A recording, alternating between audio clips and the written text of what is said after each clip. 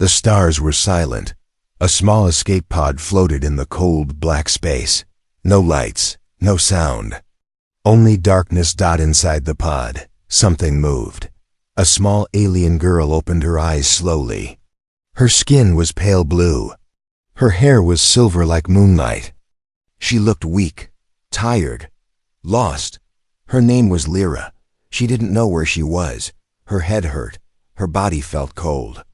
She tried to sit up, but her legs were too weak. The pod was shaking gently, as if falling toward a planet below. She looked around. The walls were metal and cracked. The oxygen was low. The pod was dying, just like her. Lyra closed her eyes again. "I want to go home," she whispered, but there was no home. Her family had sent her here. Not to save her, but to get rid of her. Lyra belonged to a powerful alien race called the Velari. They were strong, tall, and proud. They believed in perfection. Only the strong could survive. Lyra was born different. Her body was small. Her energy was strange. Doctors said she was weak, a burden. Her mother called her a mistake. Her father said she brought shame. Her people looked at her with cold eyes.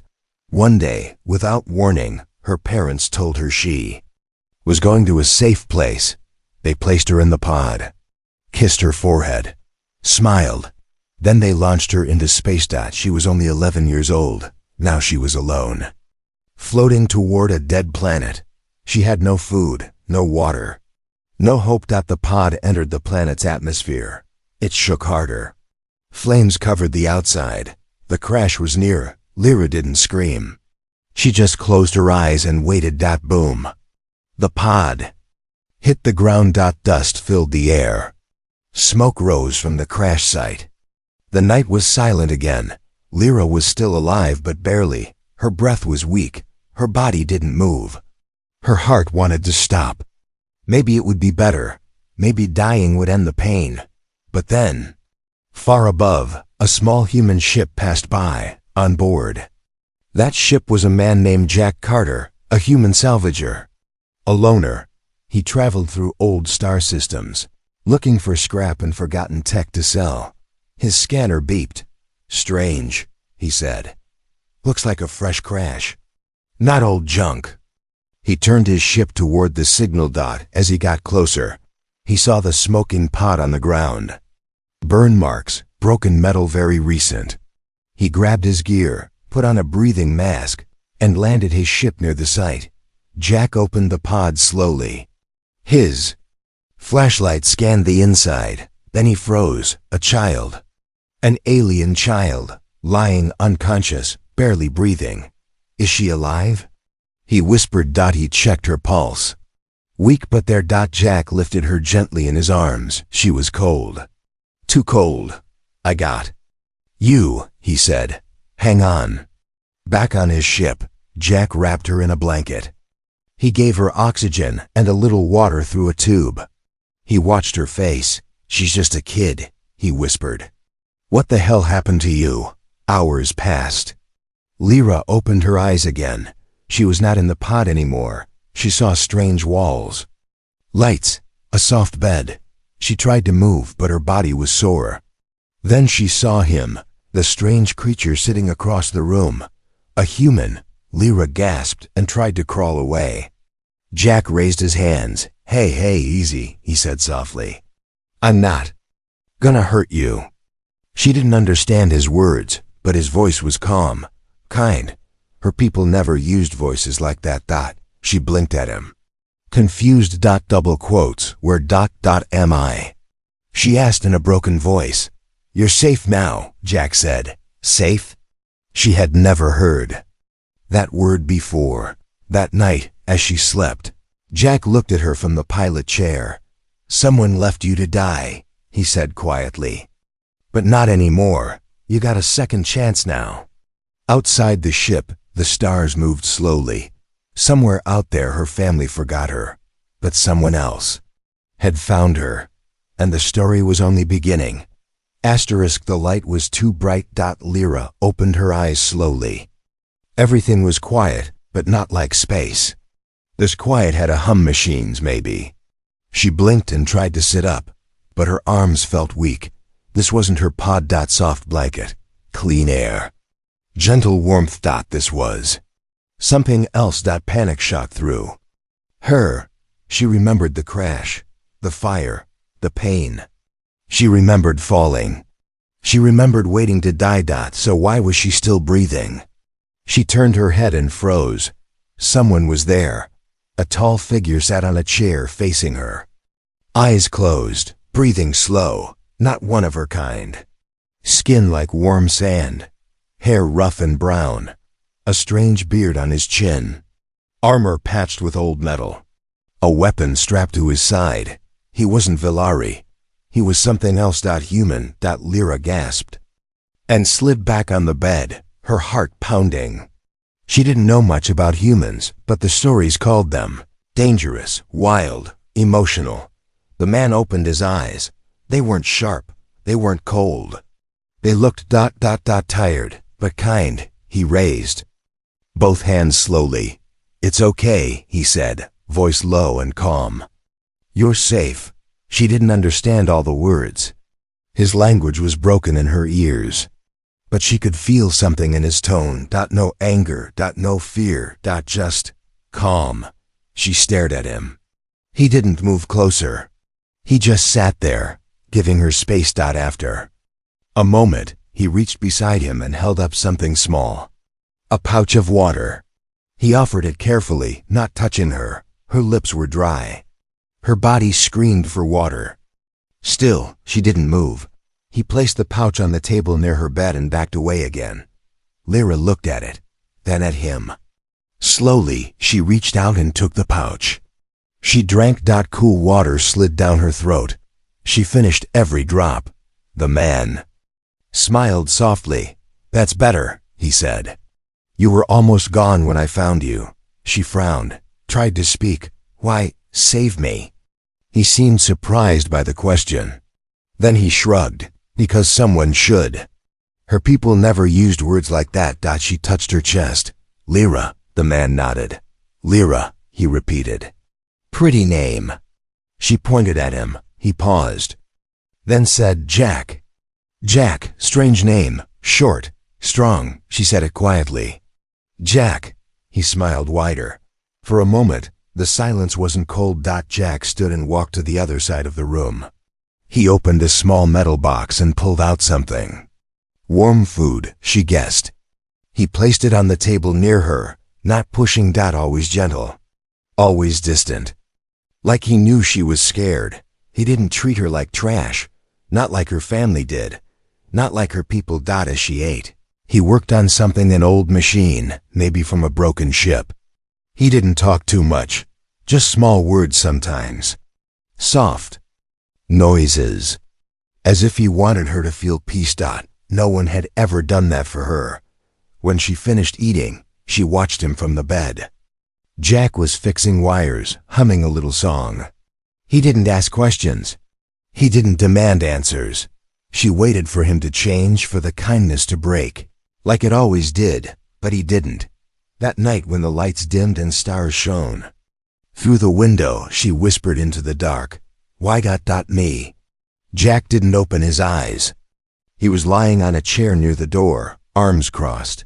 "You were alone," he said. "That's enough reason." Lyra looked up at the stars.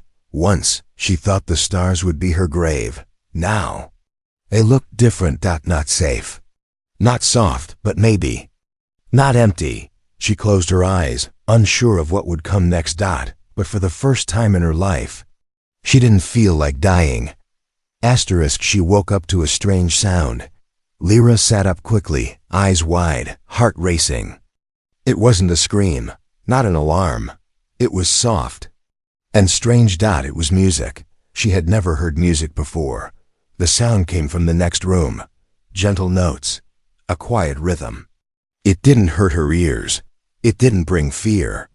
It was almost like a voice, but not speaking words. Her bare feet touched the cold floor. Her legs still shook when she walked, but she pushed forward, holding onto the wall. She followed the sound, and she saw him. Jack was standing near a control panel. fixing something with one hand and holding a small old speaker in the other. His head moved slightly to the beat, like he was dancing but forgot how. She stood there silently. He turned and noticed her. "Oh," he said with a small smile. "Didn't mean to wake you." She tilted her head. "What is this?" He looked down at the speaker. It's music. Earth music." She stepped closer, unsure. "Do you like it?" he asked. She didn't answer. She just listened. It made her feel something she didn't have words for. Warm, curious, maybe even happy. Jack turned it off after a while, respecting her silence. He handed her a small object. A translation device finely repaired. "Try this," he said. "Might help you understand me better." She took it and put it in her ear. It buzzed for a second, then clicked. His voice came through clearly now. "Better?" he asked. Lyra nodded. "Yes." He smiled wider. "Good. Thought it was about time we started talking for real." She looked at him carefully. "Why are you helping me?" Jack leaned back against the wall. "Do I need a reason?" "Yes," she said quietly. "Everyone needs a reason." He sighed and looked at the floor for a long moment. When he spoke, his voice was soft. "I was a soldier once. Long time ago. Lost too many people. I stopped believing anyone could be saved." He looked up. "Then I found you." Lyra looked down. Her hands trembled slightly. "My family said I wasn't worth saving." Jack didn't answer right away. Then he walked over and handed her something. A mirror. She saw her face, pale skin, tired eyes, silver hair. The face her people called weak. "I see someone worth saving," he said. Her eyes burned, but no tears came. Her kind didn't cry, but her chest ached with something new. Something sharp. Something real. Jack showed her on the ship. Small, old, patched in many places, but full of life. Full of stories. He let her press buttons carefully. He showed her how doors worked, how the shields turned on, how to heat food, how to repair broken wires. "You're smart," he said once as she fixed a control panel. "Faster than I expected." She looked at her hands. "They said I was slow. They were wrong." Every day she learned more. Human tools, human language. Human food, which she didn't always like, but tried anyway.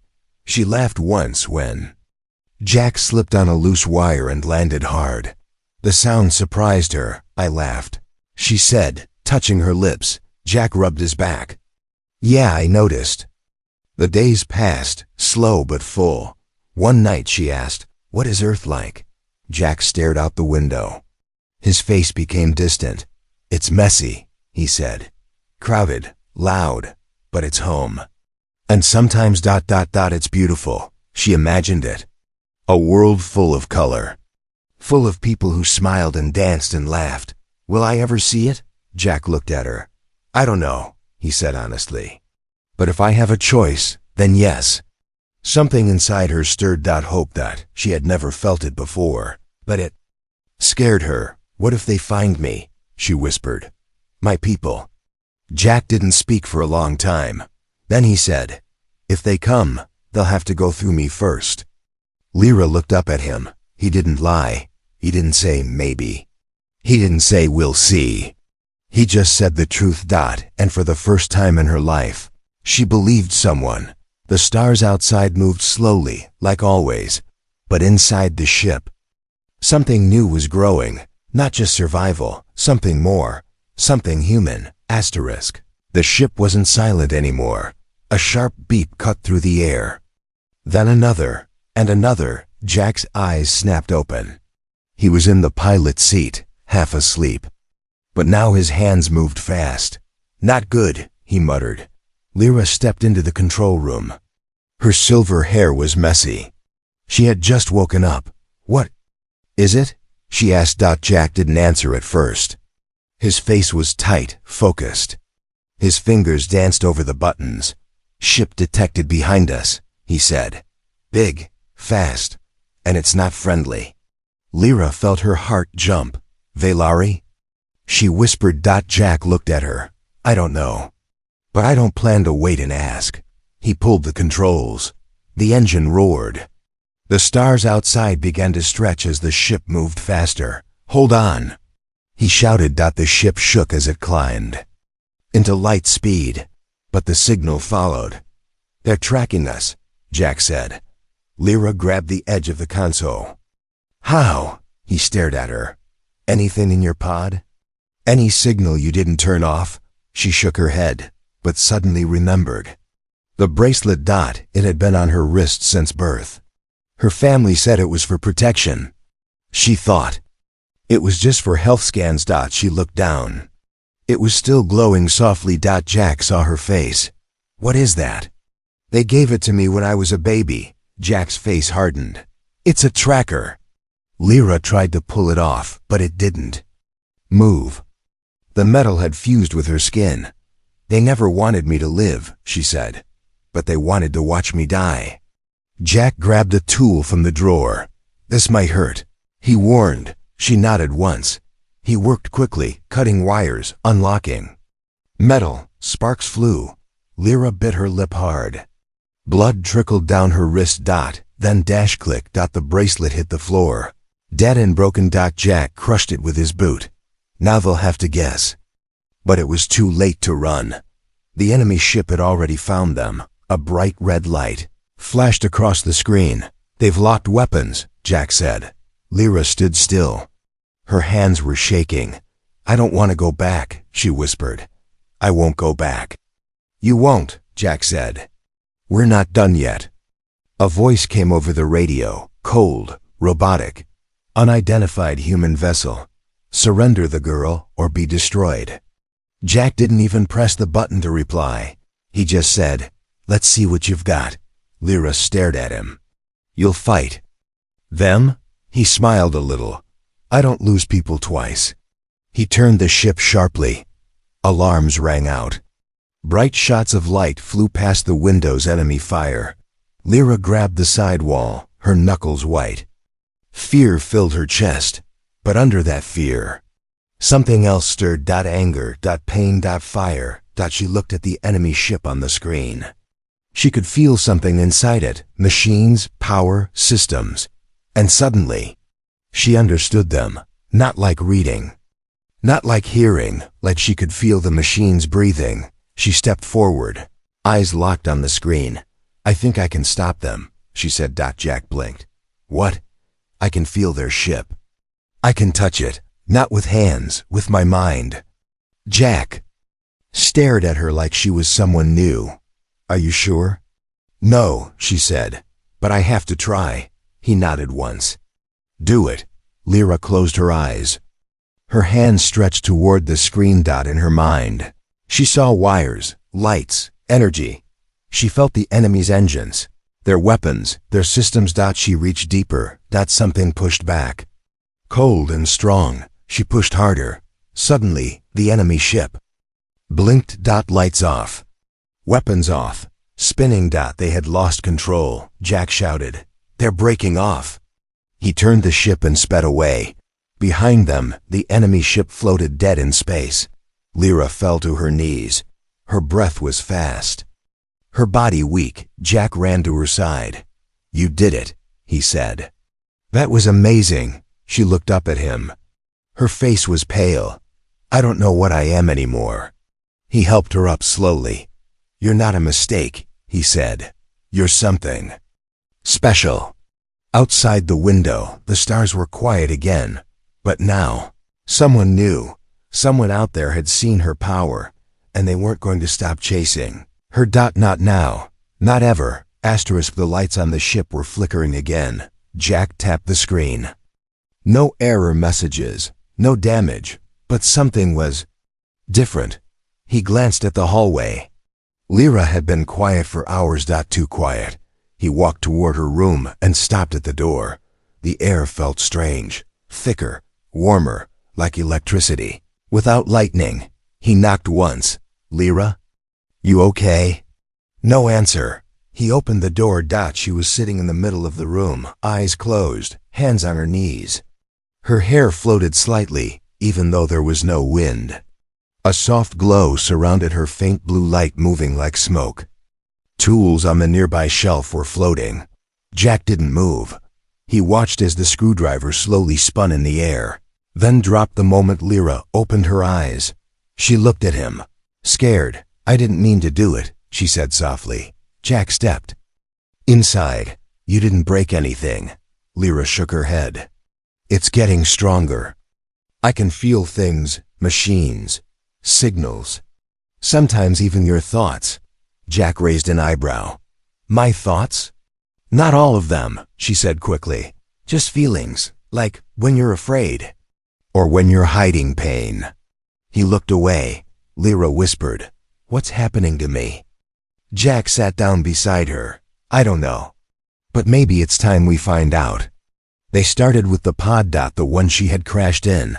Jack had kept it in the storage bay, mostly untouched. Now they opened it together. Wires, power cells, cracked walls, but something inside it glowed faintly. A small hidden panel near the floor. Lyra touched it. It opened, like it knew her. Inside was a small crystal, floating in a tube of silver liquid. Symbols glowed on its surface, symbols Jack had never seen before. "What is that?" he asked. "I don't know," Lyra said. "But it's reacting to me." When she reached for it, the glow grew brighter. The ship's lights flickered again. Engines hummed louder. Jack stepped back. "That thing's connected to your energy." Lyra stared at the crystal. "I think it's a memory core, but not for ships." She looked down at her hands. "For me." They spent the night scanning the crystal. Old files, genetic code, hidden messages. Jack's screen lit up with data, more than his ship could hold. He connected it to his backup unit. The files weren't just about Lyra. They were about a project. Project Echo, a secret experiment done by the Valari High Council. Many years ago, they tried to create something new, Jack said, reading the translation. A hybrid, not just strong but able to talk to machines. To control them. Lyra's voice was hollow. "They used me." "You weren't born weak," Jack said. "You were made powerful." "They lied," she whispered. "They said I was broken." "No," Jack said. "They were afraid of what you could become." Silence hung in the room. Then a new file opened. A message. A voice recording. "Lyra's mother. She's not like the others," the voice said coldly. "If we don't stop it now, she could destroy everything." Lyra backed away from the screen. Jack stood slowly. "They tried to erase you," he said. "But they couldn't, so they abandoned you." Her hands were shaking. "Then maybe I should disappear for good." Jack grabbed her shoulders gently. Double quotes, "No. You survived for a reason. You have a choice now. But what if I lose control?" She asked, "What if I hurt you?" Jack gave her a small, firm smile. "Then I'll stop you. But I don't think I'll have to." She stared at him. "I'm scared," she said. "So was I," he replied. They stood there together, the soft light of the crystal glowing between them. Outside, the stars blinked in silence. But now, they were watching her, the Valari Council, the ones who made her. They knew she was alive, and they knew she had awakened. Asterisk, asterisk. Asterisk, asterisk. The voice came from everywhere, not through the ship's speakers, not from the radio. It came straight into Lyra's mind. "You are property of the Valari. Surrender, or Earth burns." Lyra dropped the data chip in her hand. It shattered on the floor like glass. Her breath caught in her throat. Jack rushed into the room. "What happened?" She looked up at him, her eyes wide and full of fear. "They found me," she whispered. "They're inside my head." Jack stepped forward. "What did they say?" She didn't answer. She couldn't. The ship's lights blinked twice, then turned blood red. A new alert flashed on every screen. "Incoming warship. Valari. Markings detected." Jack cursed under his breath and jumped into the pilot seat. How the hell did they find us again? Lyra didn't speak. Her hands were shaking. She looked down. Her hand was glowing, not with power, but with light from the bracelet Jack had broken, or thought he had. It was active again. Her skin was rebuilding it. It had never been a simple device. It was alive, a part of her. Jack saw it and froze. They built it into you, he said. Lyra nodded slowly. All this time, she whispered. I thought I was free. Jack turned to the controls. We have to move. Now he started the engines. The ship trembled as power surged through it. Then the screen blinked, blocked. A new ship had already entered the system, massive, black. Armed. VAELRE. And behind it, smaller ships. A whole fleet. Jack's hands gripped the controls tighter. They brought an army. Just for one girl. No, Lyra said, not for me. For what I might become. Then a voice echoed again, real. This time, over the comes, human pilot. You have interfered with Valari property. Hand over the girl or be reduced to ash. Jack reached for the reply button, but someone beat him to it. Another voice came through. One Lyra recognized. Don't worry. She's already on her way. Her blood went cold. That voice didn't belong to an alien. It was human. Jack stared at the com screen. Second human ship appeared nearby. Its code matched one of Jack's old contacts. An old friend. A traitor. Someone Jack had trusted once. Someone who sold them out. Jack slammed his fist on the panel. They made a deal. Sold your location.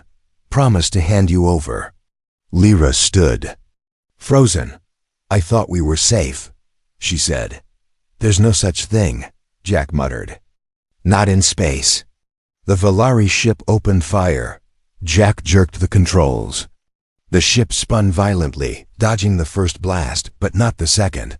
A hard hit threw Lyra to the floor. Sparks flew. Smoke filled the hallway. The engine screamed. Jack shouted, we can't outrun them, not like this. Lyra pulled herself up. She looked at the stars through the cracked window. Then she looked at Jack.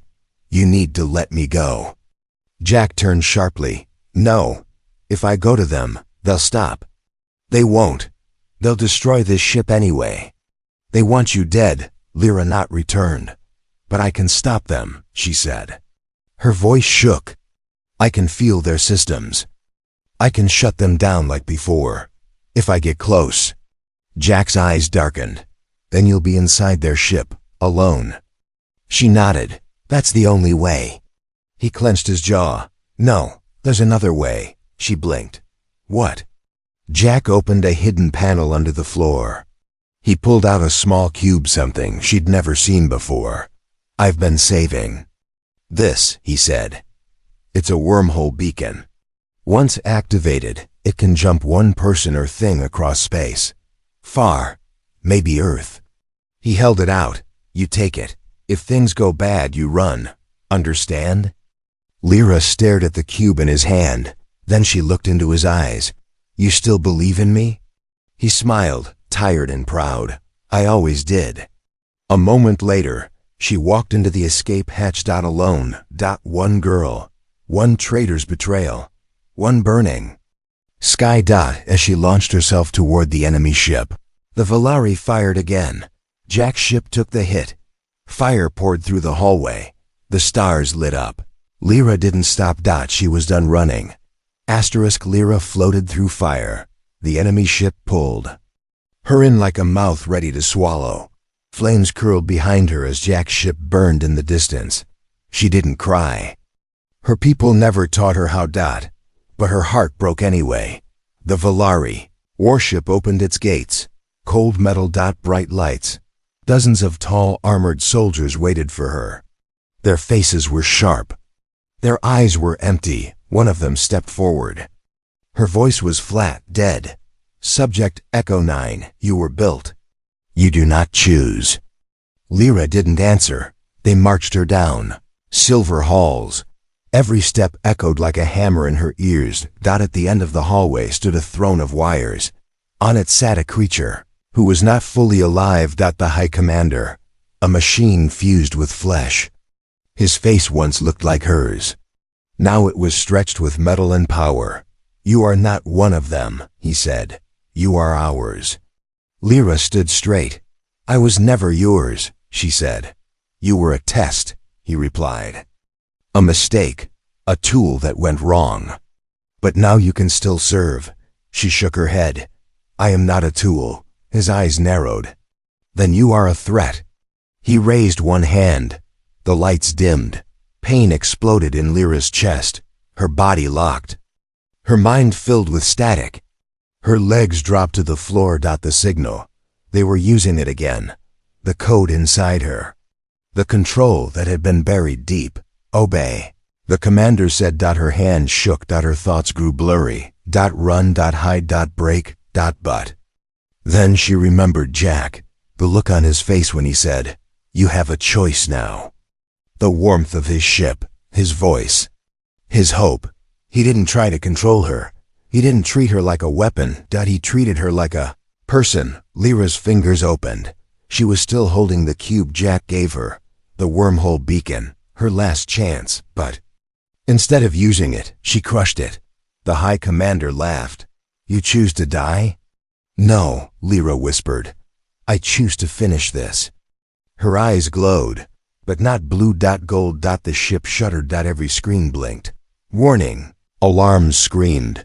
The metal walls cracked as energy poured from her skin. Lyra rose into the air, floating, burning with light. Her voice was no longer small. "Tried to erase me." The Valari soldiers aimed their weapons. Fired. The bullets turned to dust before reaching her. "You called me weak." The control signal reversed, frying their systems. Melting panels. Crashing lights, but a human showed.